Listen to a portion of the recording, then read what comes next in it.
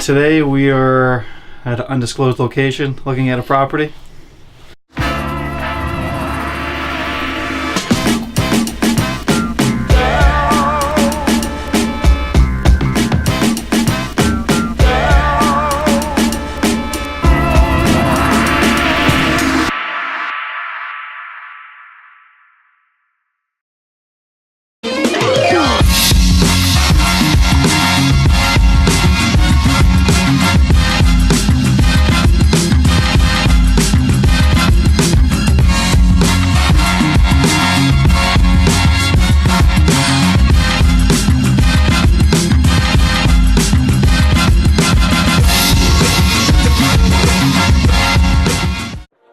We're on Bayside in Portland. Just walked through a building, about 3,500 square feet total, 3 units. Each unit is a 2-bedroom, I believe. Pretty nice building, put an offer in on it, so we'll see how that goes. I suspect probably get a counter offer. But as I was walking through here, just a few things that I normally look for. Something like this, I'd probably gut right down to the studs and do all new, completely change the layout. For me, I turn this into condo. I would mostly I just look for, you know, just some good bones. I go down to the basement and really make sure that all the joists and everything are straight, everything looks strong.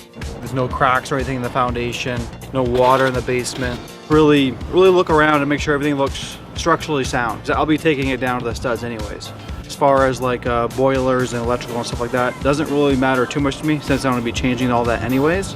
But for someone that was looking to maybe keep this and hold it as a rental, I still think it's a pretty good unit. It did have some updated electrical. It had 1 new boiler. Other than that, inside it wasn't bad. I think you could rent this out pretty easily, get good rents just by updating the kitchen and the bathrooms and painting and doing some, you know, maybe some new flooring. Wasn't too bad a shape completely. I think it's good for any investor as well. But for me, I'd be totally taking it down to the studs.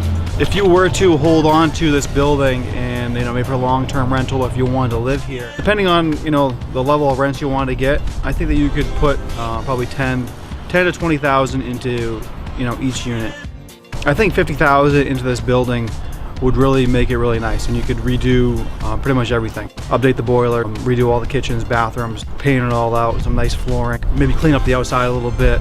And as far as rentals go, rent, I would suspect each unit you could get, you know, $1,500, $1,800 a unit, I would think. We're in the Bayside area of Portland right now, so we're kind of sandwiched between the Old Port and Montjoy Hill.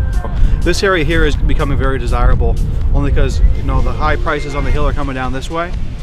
And then there's a lot of new developments down by Newberry Street and down by the Old Port, which is creeping up this way. So this property is kind of right in the middle between both those things. So it's only a matter of time before this area really develops and becomes a real desirable area to be. So this is the area I believe you want to be in Portland right now if you want to make some money and you want to hang on to something long term for the next 5-10 years.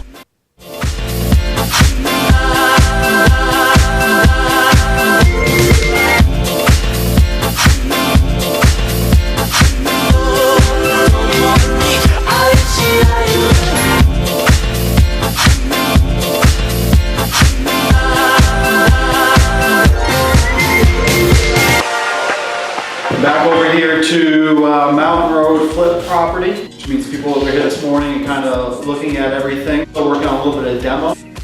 One thing we're looking at today is making sure we get everything ordered. So things that take some lead time usually are windows and doors. We're over here today measuring up all the doors, picking up the style door, the swing, the size. Next is going to be all the rough plumbing and heating. We're going to finish the demo today, then all the rough plumbing and heating has to be done in order to start going forward to all the finishes.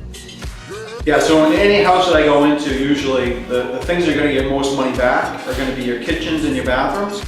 On this house, one thing that's really going to make the big difference is going to be the vault ceiling that we're going to be doing with some reclaimed beams. So anytime you can vault anything open and make it more open and airy, people love that too.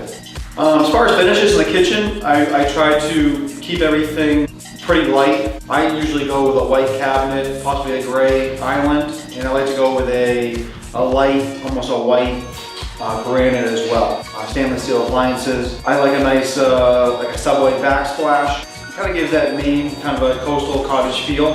With the reclaimed beams, it'll be kind of like a rustic, kind of a modern design, which I kind of tend to go towards. So far in this house, there hasn't been any surprises as of yet. I'm sure a few things will come up. So far it's pretty clean, pretty easy, straightforward. I've done enough of these at this point, kind of know what to look for. So the exterior of the house, this whole siding is a tongue and groove board. So there is some rot, we'll have to replace that. But overall it's not too bad. With this type of siding, it's pretty easy to patch in some new siding. So we're just gonna patch all the bad spots and then really make sure that everything's painted up nice.